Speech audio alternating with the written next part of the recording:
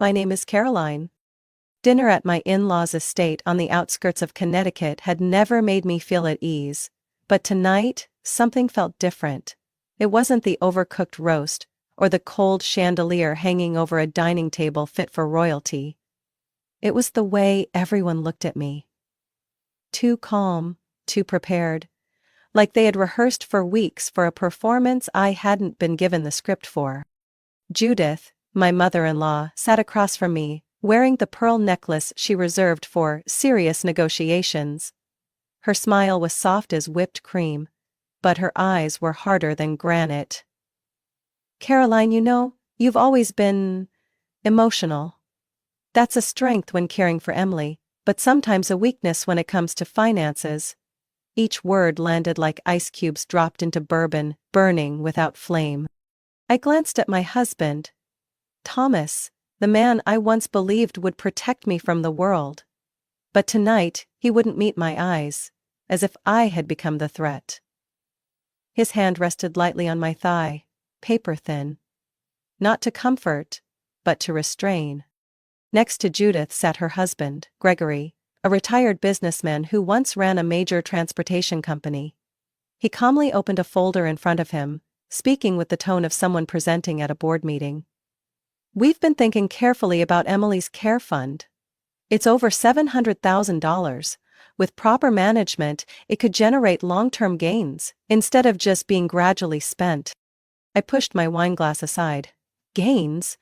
That money is for wheelchairs, medication, physical therapy, not an investment portfolio. Judith nodded, her expression unchanged. Exactly why we believe it should be overseen by experienced people. The family has connections to top financial advisors. They can grow the fund. I laughed, sharp, foreign even to me. Emily is a human being, not a stock waiting to rise. Thomas finally spoke, his voice quiet like a balm. They're just thinking about the future. You've sacrificed so much, no one denies that. But maybe you're too close to see the bigger picture. I turned to him, words cutting through the air. You mean those 6 years I woke up at 3 a.m. to change her feeding tube? Or leaving my job in Chicago to take care of her full-time with no breaks? That kind of too close? The room fell silent. Gregory slid the folder toward me. This is just a formality. You'll still be Emily's legal guardian. We simply want financial oversight to be handled by professionals. I skimmed the documents. The words were slick, cold. Transfer of full financial decision-making power. Irrevocable authorization.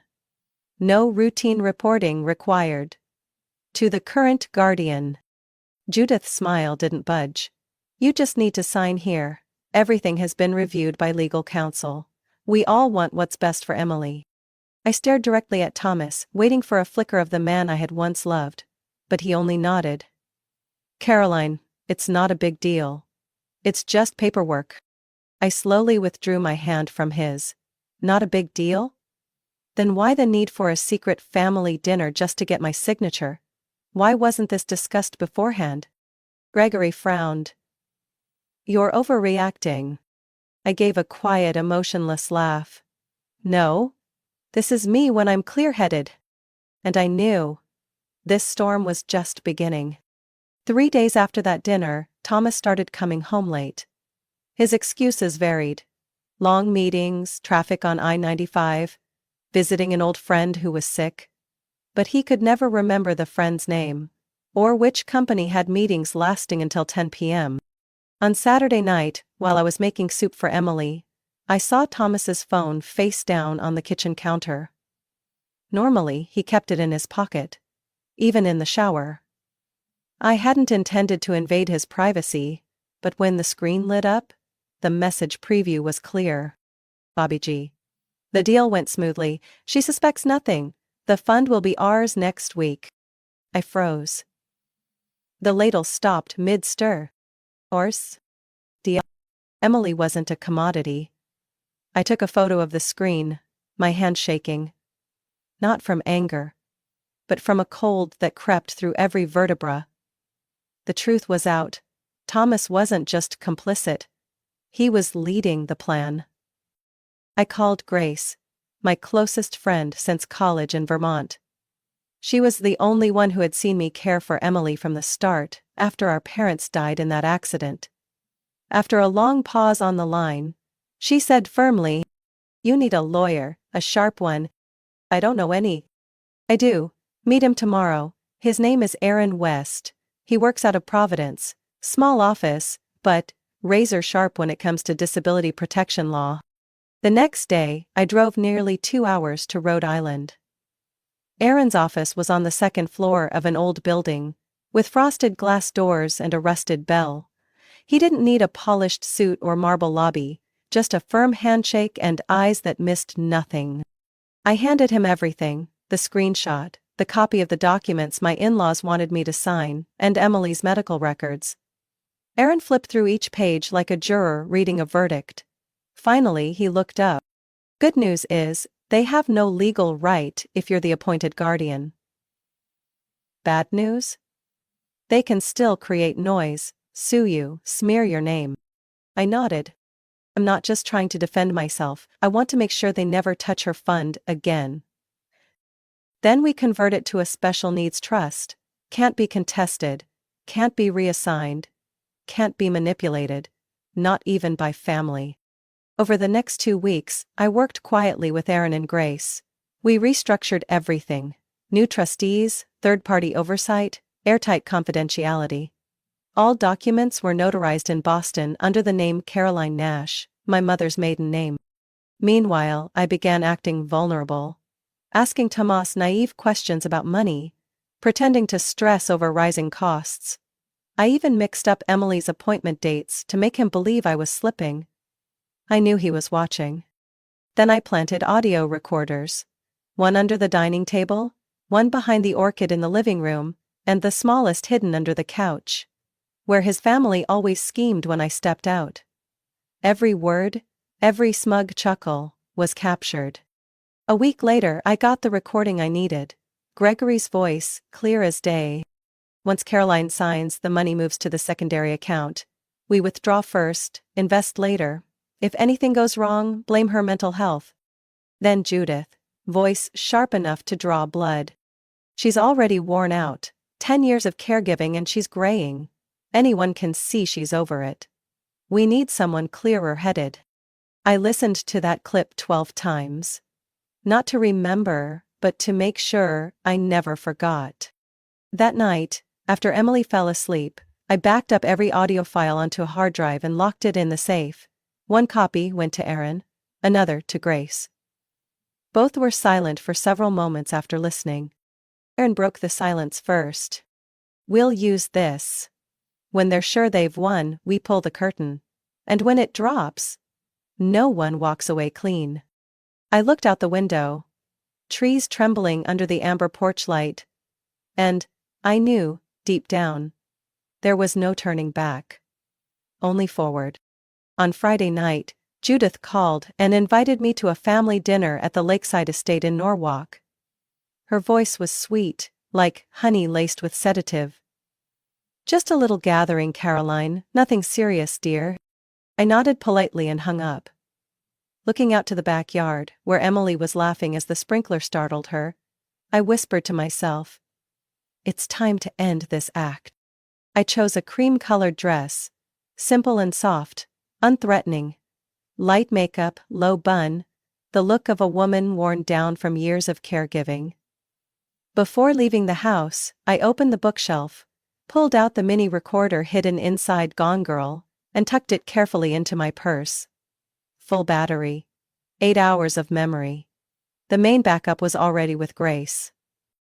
Gregory and Judith's estate sat still by the lake, water as flat as glass. Inside, warm yellow lighting and soft classical music played. Thomas greeted me, adjusting his collar like an actor fixing his costume before curtain call. He kissed my cheek, and I smelled the wine on his breath, a sign of nerves disguised as calm. The dinner table was meticulously set, scented candles, white lilies, a decanter of red wine, just the way Judith liked it. Gregory took his usual seat at the head, still carrying the posture of a boardroom veteran. Judith smiled her social smile and pulled out my chair. "No business talk tonight, Caroline," she said sweetly. "We're family, after all, aren't we?" I nodded, my eyes drifting toward the thick envelope placed neatly on my plate. My name was printed in cursive. No one touched the food. This was just the stage for their carefully choreographed persuasion. Gregory began, his voice steady, dripping with self-importance. "We know you've done an amazing job with Emily, but the future requires planning. If the fund is managed well, she'll have long-term financial security." Thomas chimed in, placing a hand over mine. "You don't have to carry everything alone. Sharing is a deeper form of love, isn't it?" I smiled faintly, nodding. "You're right, maybe I've been too stubborn." Judith lit up like a chandelier. "I knew you'd understand. This is the right move." I opened the envelope, pulled out the documents. My eyes passed over the cold language: financial authority, decision rights transfer, liability waiver. I picked up the pen, signed each page slowly, every curve of my signature deliberate, like I was completely in agreement. Thomas exhaled. Gregory gave a pleased nod. Judith raised her wine glass. "To a secure future." I clinked glasses with her, swallowing the bitter wine. "To Emily." I stayed long enough not to arouse suspicion. When the beef stew was finally served, I reached under my napkin, hit the stop button on my phone recorder, and quietly excused myself. "Emily's having a hard time sleeping tonight," I explained. I didn't look back as I walked out of the estate. My heartbeat was steady. I got into the car, locked the door, and started the engine. My phone lit up. "Grace. Is it done?" "Done, crystal clear recording." "And the papers?" I signed. "But they mean nothing now." I had already moved the entire care fund into a special needs trust 2 weeks ago, under third-party oversight in Hartford. Aaron personally ensured every step was legal and irreversible. Even if I signed 10 more times, they couldn't touch a single cent. When I got home, Emily was asleep. I walked into her room, adjusted her pillow, gently pulled the blanket over her shoulders. Her face, under the nightlight, was as peaceful as an angel's. "They think I surrendered, Em," I whispered. "But they don't know. I've been several steps ahead." I stepped out, closed the door softly behind me. The war wasn't over. But my side had just gained the upper hand. And they wouldn't know until it was far too late. 4 days after that dinner, I received a court summons. The envelope bore the name of Hastings and Lyle, the law firm where Gregory once held shares. I opened it in the kitchen, my hands still dusted with breadcrumbs Emily had spilled. The document was thick, sealed in red, and the title stood out in bold: "Allegation of financial fraud and misappropriation of a special needs trust." I gave a faint smile. Not because I was shocked. This had been part of the plan all along. That evening, I called Grace to stay with Emily and drove straight to Aaron West's office. A light rain misted the windshield like silver fog. Aaron was waiting with hot coffee, his expression calm, like he had already read the next chapter in this legal novel. "They really filed?" he asked, unsurprised. "Yes.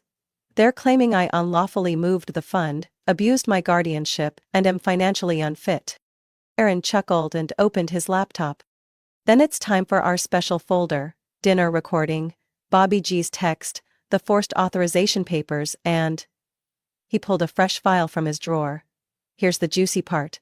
A civil investigation report from a credit specialist." I leaned in. "What is it?" "Gregory? 3 years ago he used the name Emily Nash, Dependent Minor Trust, as collateral to secure a loan for a resort expansion project in Vermont. The venture collapsed after COVID.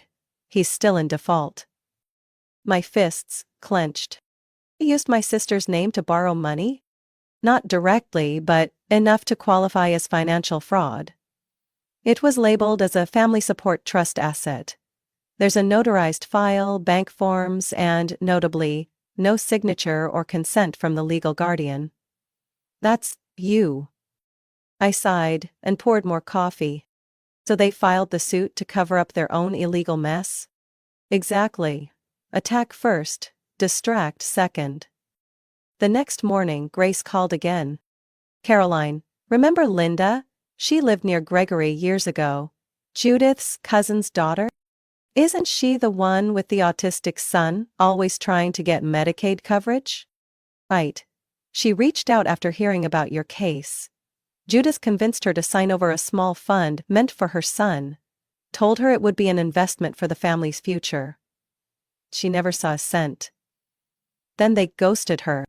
An hour later, I sat across from Linda in a cafe near Emily's old elementary school. She brought a folder packed with emails, receipts, and a shady power of attorney draft written by Gregory himself. I asked her to sign a formal statement. She agreed without hesitation. Days later, another call came. Is Caroline? This is Natalie. I was Emily's home care nurse last year. I heard about the lawsuit. Honestly, I'm angry. You know something? I remember Judith showing up, claiming to be from a nonprofit. She grilled me on your routines, meds, even your mental state. It felt off. They had no authority. I paused. Would you testify? If needed, I'll write a full statement. I took notes, with dates and times. One by one, the evidence stacked higher: collusion, forged documents, intimidation, and now a counter-lawsuit designed to erase their own tracks. What they didn't know, every move had been documented, archived, and now witnesses were coming to me. That night, I sat in my home office, the final defense folder open on my computer. Each audio file was labeled chronologically. Gregory. Fund transfer scheme. Judith. Calls Caroline unstable. Thomas. Promises to make her sign. I opened the window. The cool breeze drifted in. Emily was asleep in the next room. I whispered into the night. They think I'm the soft one, but I turned to stone the moment they saw Emily as prophet. The next morning, I walked into the courthouse with Aaron, clutching the thick case file. The court clerk nodded and handed over the sealed docket. They had started this war, but the fire wouldn't burn the way they wanted. I wasn't there to beg for justice. I came to burn every lie to the ground. Courtroom 3 at the Fairfield County Courthouse was packed that morning. A local journalist sat in the last row, notebook open. Judith sat to the left of the plaintiff's table, her expression stiff, layers of makeup failing to hide the pallor. Gregory flipped through documents constantly, feigning focus. Thomas, slouched and distant, avoided everyone's gaze as if he no longer wanted to belong to the side he sat with. I entered with Aaron by my side, clutching the folder that held every original piece of evidence. Grace sat quietly in the back row and gave me a reassuring nod. Emily was at home, cared for by a private nurse. I wouldn't let her witness a morning where the ugliest truths of family were laid bare under oath. Judge Landon, an older man with a commanding voice that could quiet a full room, opened the session. We are here to consider a civil case regarding the care fund for Emily Nash. The plaintiffs allege that the defendant, Mrs. Caroline Nash, misappropriated the trust for personal gain. The defendant counters with allegations of fraud, coercion, and a scheme to seize financial control from a dependent individual. The hearing began. The plaintiff's attorney attempted to spin a narrative that I was emotionally overwhelmed, lacking financial clarity, and that they were merely concerned family members trying to help. But when Aaron rose, the tone shifted with his very first sentence. Your Honor, we submit into record a series of verified evidence, audio recordings that expose intentions to usurp the trust, emails from an intermediary, a notarized statement from a nurse approached to manipulate medical records, and, most significantly, proof that Mr. Gregory Miller used the name of a dependent minor to illegally secure a mortgage loan in 2021. He laid down each document. Every name mentioned, every printed number, every forged signature was another nail sealing the coffin of their manufactured decency. Then the courtroom fell silent as the recording played. Judith's voice, crisp and clear. She's weak. Just a few more nudges and she'll sign. Gasps rippled through the audience. When the resort mortgage under Emily's name came up, Gregory straightened in his seat, his face turning crimson. Then it was my turn. I stepped forward, with empty hands, no script, no notes. Only the truth. Emily Nash is my sister. I've cared for her every day for the past 10 years, since our parents died. I changed her feeding tubes. I fought insurance battles. I gave up my career in Boston. Not a single dollar from her fund was spent on me. In fact, I fought for every cent she received. I glanced at Thomas, who still stared at the floor. They don't see Emily as a person. To them, she's a number, a dollar sign, but to me, she is family. And the reason I'm still standing. Judge Landon leaned back and tapped his gavel lightly. Having reviewed all materials, heard the recordings, and assessed all testimony, I issue the following ruling. 1. Caroline Nash remains the sole and legal guardian of Emily Nash. 2. Gregory and Judith Miller are permanently barred from any access to Emily or her associated care funds. 3. Thomas Miller, having no remaining legal standing, is also stripped of any authority over dependent financial matters. 4. The allegations of financial fraud will be referred to the appropriate federal investigative body. The gavel struck once, sharp and final. It felt like the end of a long, poisoned play. As I walked out of the courthouse, sunlight poured over the stone steps. Gregory had lost his usual swagger. Judith wore dark sunglasses that couldn't hide her shame. Thomas lingered behind them, silent. I didn't look back. Grace met me outside and asked softly, "How does it feel?" I looked toward the parking lot. Like the storm passed, and this time, I'm still standing. The press would run stories. Judith would be quietly removed from the boards she once advised. Gregory's real estate project would fall under federal scrutiny. And Thomas, he might lose his job, his reputation, and everything he thought he owned. But I only needed one thing, my sister's safety. And now, I had it, on paper, in law, and in my heart. 1 month after the trial, Emily and I moved into a small 2-story house in the town of Guilford. Far from everything that had once belonged to the Miller family. No more lakeside mansions, no more cold white walls. No lingering scent of overpriced perfume in velvet curtains. Our new home had a wide lawn, a stone path, and a sun-drenched room I turned into Emily's therapy space. Emily adored it all. She especially loved the round window on the second floor. Each afternoon, she'd sit for hours watching the sunlight dance through amber-colored leaves. For the first time in years, she felt peace without having to be on guard. I signed the divorce papers on a Monday morning at Aaron's office. No tears, no pleas. Just a single, firm signature that closed a chapter I now called a mistake. Thomas didn't show. His lawyer sent a dry, printed letter that ended with, "I hope you find peace." I chuckled softly when I read that line. Grace moved nearby, renting an apartment just 3 blocks away. She brought 2 laptops, a giant whiteboard, and an unwavering belief that we were meant to do more than just survive. "Caroline," she said one evening as we sipped tea on the porch, "why don't you turn your experience into a tool for others? Not everyone has a lawyer for a friend, or the clarity to record everything. But if they have access, guidance, and a clear legal model." I nodded. This time, I didn't need convincing. 3 weeks later, Guardian Resolve was born.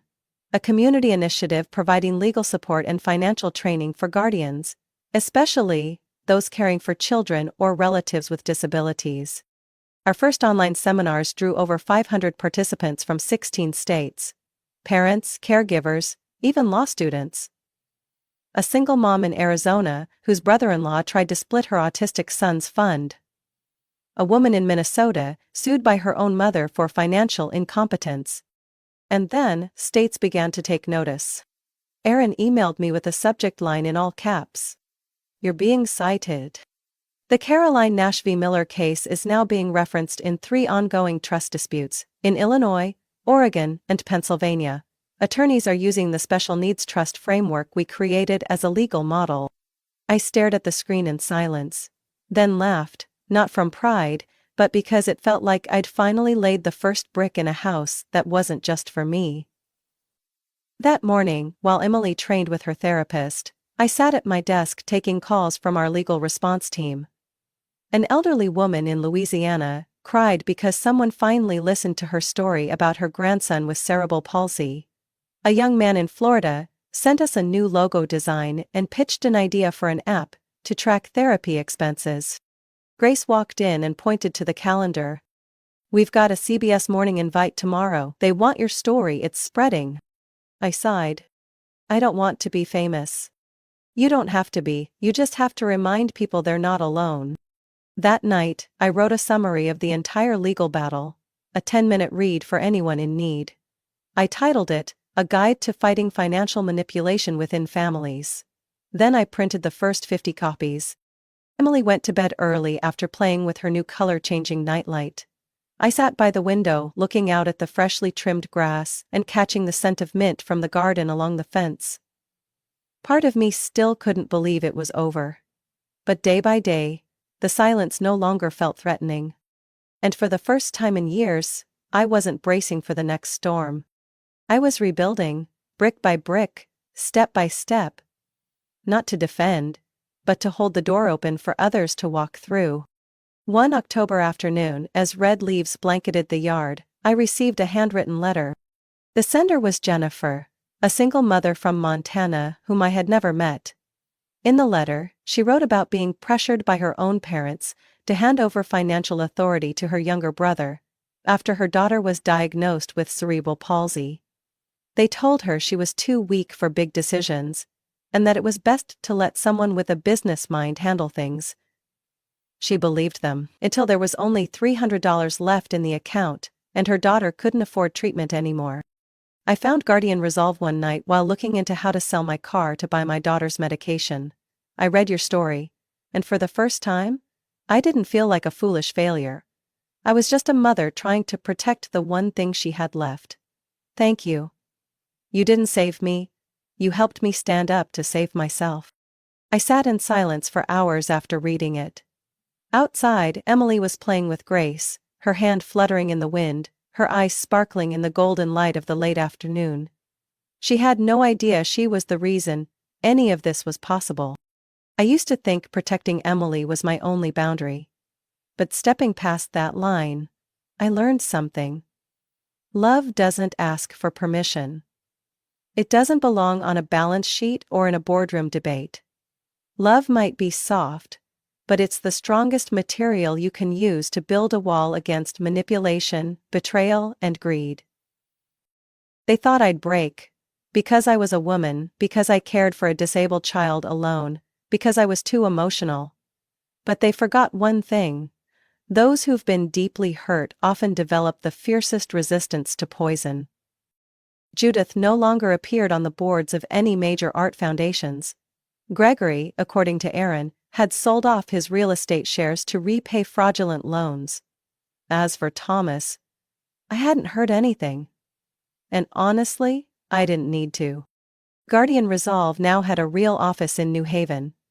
We ran in-person training sessions, partnered with local law schools, and launched a 24/7 hotline for urgent issues involving dependent care funds. In just 6 months, we'd helped more than 200 families across 12 states. But what I'm most proud of is what I see when I look at Emily each day. She is no longer caught in the crossfire of power plays. She laughs, eats well, sleeps peacefully. She is no longer the centerpiece of a legal battle she never asked to be part of.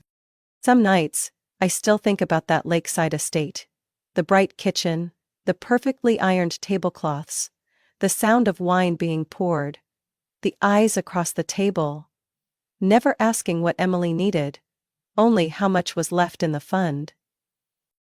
If this story reaches you, someone fighting to retain even a shred of decision-making power, someone told, "You're too irrational," or someone simply feeling lost in the chaos of family and finances. Remember this: you are not alone.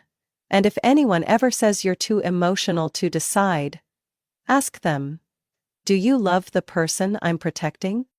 I love Emily for no reason at all, and that gave me every reason to protect her completely.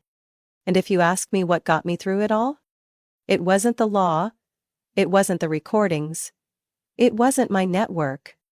It was the moment I looked into my sister's eyes in that cold courtroom and knew I didn't let them take her from my arms. Love, when it isn't tethered to self-interests, doesn't need to win to prove anything. But in this story, it did. And I'm only just beginning to write the next chapter. Caroline's story is a powerful reminder that true courage doesn't come from status or power. It comes from unconditional love and unshakable resolve in the face of injustice. When betrayed by her own family, she didn't choose silence or compromise. She exposed the truth, step by step, and protected her vulnerable sister from manipulation. In the real world, many families still fight to keep control over their disabled loved ones. And Caroline has paved the way so they no longer have to walk that road alone. What do you think of Caroline's decision? What would you do in her place? Share your thoughts in the comments and don't forget to follow the channel for more heartfelt stories and powerful family lessons.